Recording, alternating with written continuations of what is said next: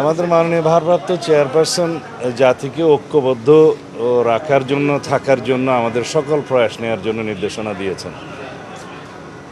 অন্যথায় ফ্যাসিবাদ বিরোধী শক্তি এবং তাদের দোসররা আশকারা পেতে পারে, সেটা আমরা বুঝতে পেরেছি। ইতিমধ্যে সেরকম বিভিন্ন কর্মকাণ্ড জাতি প্রত্যক্ষ করেছে। আর নির্বাচন তো আমাদের সবসময় প্রস্তুতি থাকে, একটা নির্বাচনমুখী রাজনৈতিক দল হিসেবে আমরা সবসময় নির্বাচনের জন্য প্রস্তুতি রাখি এবং পরিবেশ পরিস্থিতির মধ্য দিয়ে আমাদের সেই নির্বাচনের প্রস্তুতি প্রতিক্ষণেই আছে।